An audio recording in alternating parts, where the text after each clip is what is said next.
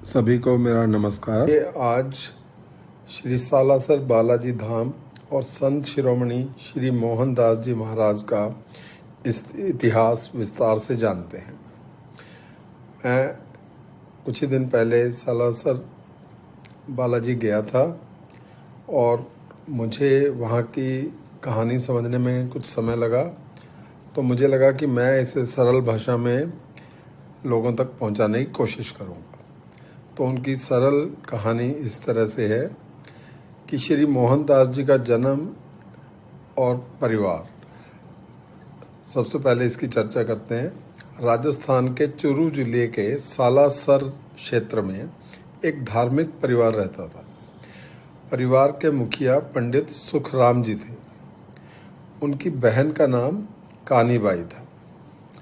कानीबाई के पुत्र का नाम उदयराम था और जो पंडित सुखराम जी का सबसे छोटा पुत्र मोहन था, जो आगे चलकर श्री मोहनदास जी महाराज कहलाए। तो बचपन में जब मोहनदास जी बहुत छोटे थे तभी उनके पिता का निधन हो गया। इसी कारण उनकी बहन कानीबाई उन्हें अपने साथ सालासर ले आई।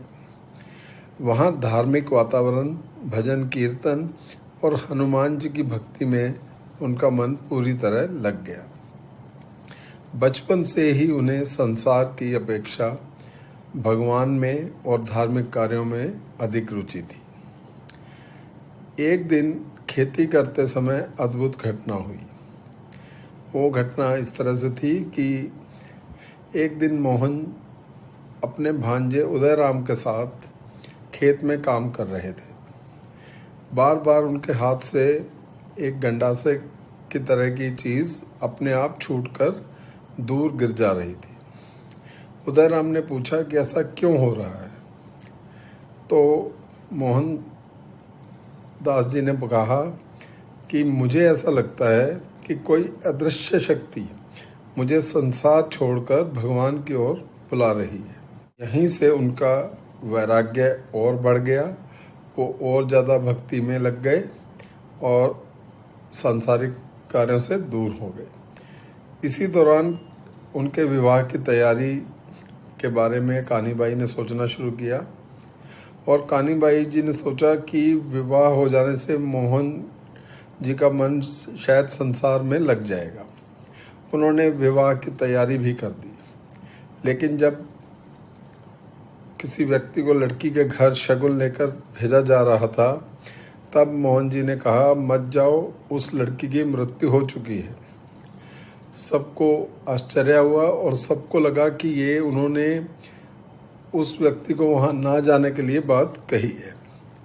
लेकिन इसके बावजूद वो व्यक्ति उस लड़की के घर गया, क्योंकि उस समय और कोई संचार की व्यवस्था थी नहीं। और जब वे व्यक्ति लड़की के घर पहुंचा तो वास्तव में उस समय उसकी अर्थी निकल रही थी।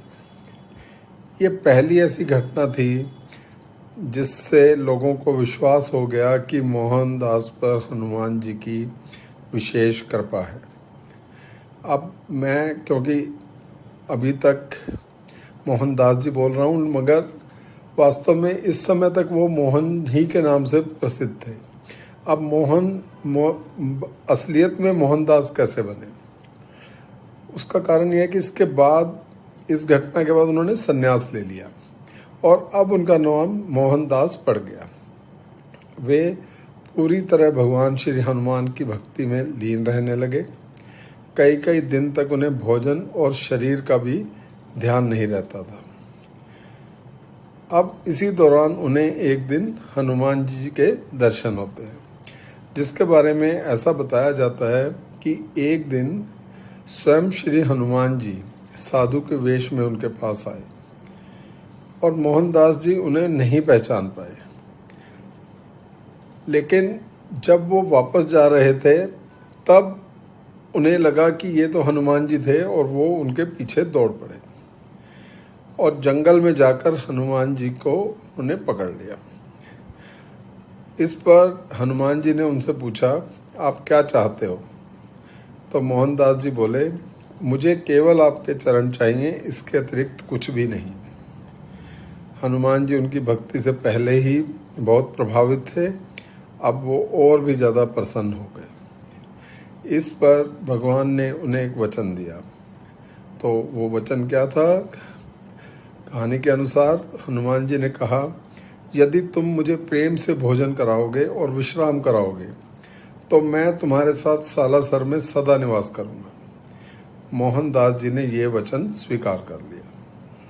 इसके बाद मोहनदास जी ने भगवान हनुमान से एक और वर मांग लिया। उन्होंने कहा, मेरी बहन कान्हीबाई के परिवार का पालन पोषण भी आप करें, तभी मैं पूरी तरह आपकी भक्ति कर सकूंगा, क्योंकि अभी ये बड़ी जिम्मेवारी मेरे सर पर है। हनुमान जी ने ये वरदान भी दे दिया। उन्होंने कहा, आज के बाद आपको उनके भरण पोषण की कोई चिंता करने की ज़रूरत नहीं है।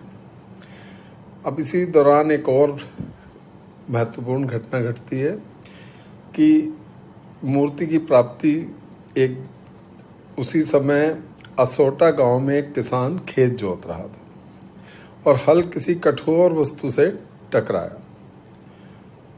जब उस कठोर वस्तु से टकराने के कारण खुदाई की गई वहां पर, तो वहां से हनुमान जी की मूर्ति निकली। उसी रात में गांव के ठाकुर को स्वप्न हुआ, ये मूर्ति मेरे भक्त मोहनदास के लिए प्रकट हुई है, इसे सालासर पहुंचाओ। इस मूर्ति को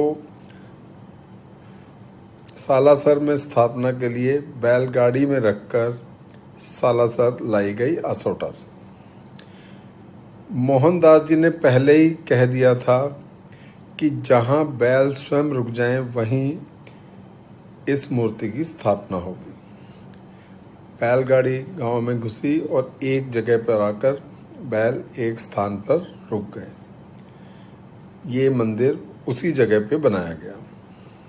ये अब बात करते हैं स्थापना के दिन की। तो इस मंदिर की स्थापना विक्रम संवत 1811 श्रावण शुक्ल नवमी शनिवार लगभग सन 1755 इसी दिन श्री बालाजी की मूर्ति की स्थापना हुई। आइए अब जानते हैं वहाँ प्रज्वलित होने वाली अखंड ज्योति के बारे में। मूर्ति स्थापना के समय जो दीपक जलाया गया था वो आज तक अखंड ज्योति के रूप में लगातार जल रहा है। मान्यता के अनुसार ये दीपक कभी बुझा नहीं है, ये वही ओरिजिनल दीपक अभी तक जल रहा है। यही सी मंदिर परिसर में मोहनदास जी की समाधि भी बनाई गई। मोहनदास जी ने अपना जीवन भगवान की सेवा में लगा दिया। बाद में लगभग सन 1794 उन्हें जीवित समाधि दी गई। आइए अब कुछ सालासर धाम की विशेषताओं के बारे में जानते हैं। ये विश्व प्रसिद्ध सिद्ध पीठ है। यहाँ भगवान से सीधा संबंध माना जाता है। किसी मध्यस्थ या दलाल की आवश्यकता नहीं मानी जाती। यहाँ श्रद्धा से मनौती नारियल बांधने की परंपरा है। लाखों भक्त अपनी मनोकामना लेकर आते हैं और उनको पूरा होते हुए देखते हैं। यहाँ पे होने वाले जो प्रमुख उत्सव हैं वो श्रावण शुक्ल नवमी श्री बालाजी का प्रकट दिवस, श्राद्ध पक्ष त्रयोदशी श्री मोहनदास जी का समाधि दिवस, हनुमान जयंती, शरद पूर्णिमा मेला। इन अवसरों पर लाखों श्रद्धालु दर्शन के लिए आते हैं। यहाँ पर यात्रियों के लिए अनेक सुविधाएं हैं। 125 से अधिक धर्मशालाएं हैं जहाँ निशुल्क भोजन भंडारे के रूप में अवेलेबल होता है, निशुल्क बर्तन सेवा, निशुल्क आवास और श्री हनुमान सेवा समिति द्वारा आधुनिक यात्री सुविधाएं भी अवेलेबल हैं। इस पूरी कथा का सार ये है कि श्री मोहनदास जी की निष्काम, अटूट और पूर्ण समर्पित भक्ति से प्रसन्न होकर स्वयं भगवान हनुमान सालासर में स्थायी रूप से विराजमान हुए। इसलिए सालासर बालाजी धाम को हनुमान जी का अत्यंत जागृत और सिद्ध पीठ माना जाता है, जहाँ सच्ची श्रद्धा और विश्वास से की गई प्रार्थना स्वीकार होने की मान्यता है। नमस्कार।